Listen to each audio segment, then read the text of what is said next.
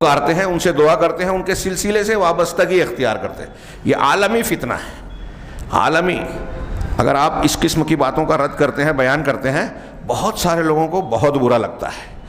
اس کے برا لگنے کی وجہ یہ نہیں ہے کہ وہ علم والے ہیں، ان کو سمجھتا ہے، یا وہ حق کے لیے ناراض ہو رہے ہیں. اس کی وجہ یہ ہے کہ وہ جاہل ہیں، ان کو حق معلوم نہیں ہے. وہ جس ماحول میں پلے بڑے ہیں، اپنے مظلومہ بزرگوں کے متعلق جو دعوے سنتے سنتے آئے ہیں، اس کو سنتے سنتے حق سمجھ رہے ہیں، سچ مان رہے ہیں.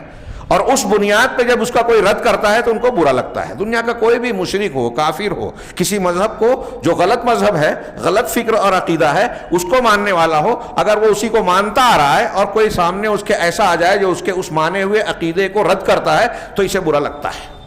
حالانکہ وہ غلط ہے اور اس کا کہنے والے کا کہنا صحیح ہے، لیکن برا لگتا ہے اس لیے کہ وہ مانتا آیا ہے، اس پر اعتماد کرتا ہے. اور اس کے برخلاف ایک نفسیات یہ ہوتی ہے کہ اگر کوئی چیز آپ مان رہے ہیں تو جو عالم یا مقرر اس کی تائید کرتا ہے اور اس کے مخالفین کا رد کرتا ہے تو وہ آپ کو اچھا لگتا ہے.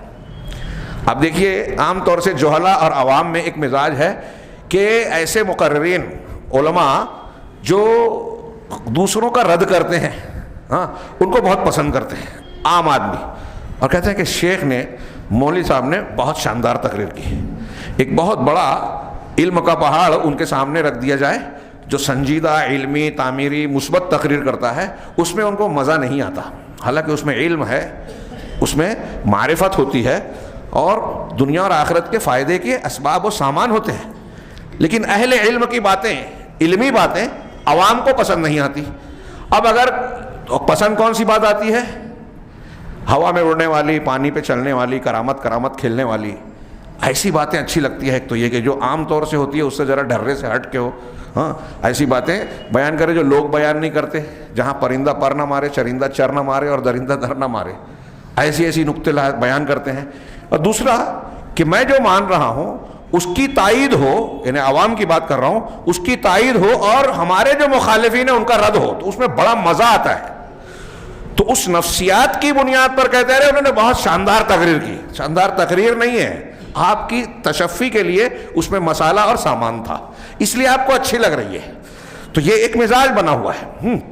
تو میں یہ عرض کر رہا تھا کہ ایک لمبی دنیا ہے جو ان اہل تصوف بزرگان کو ولی اور نہ جانے کیا کیا درجہ اور مقام دے کر بیٹھ رکھی ہوئی ہے. اور آپ دیکھ رہے ہیں، میں بار بار ابھی تذکرہ کر رہا ہوں دروس میں، مشائخ کو، کام کرنے والوں کو، ان کے ذمہ داروں کو اس پر اگر برا لگتا ہو تو میں کہہ رہا ہوں اس پر غور کیجئے. بہت میرے نزدیک انتہائی اہم بات ہے. شرک کی دکانیں آپ کی اس رویے کی وجہ سے چل رہی ہیں، اور ان میں گویا مندی نہیں آتی. وہ اس لیے کہ آپ بزرگ اللہ کی بجائے، اللہ کی عظمت، توحید، اس کے اجلال کو بیان کرنے کی بجائے انبیاء کے طریقے پہ، بجائے اس کے نبی کے طریقے سے ہٹ کر آپ بزرگان دین کے قصیدہ خوانی کرتے رہتے ہو. ایسے واقعات، ایسی باتیں جو قرآن و حدیث کے خلاف ہے ان کے بارے میں جوڑ کر ان کے اندر وہ صفات اور خصوصیات بیان کرتے ہو جو اللہ کا خاصہ ہے. فلاں نے سورج واپس کر لیا، فلاں نے فلاں مردے کو زندہ کر دیا، وہ غیب کی باتیں جانتے تھے. یہ ابھی ہم نے شاذلی کا ذکر کیا.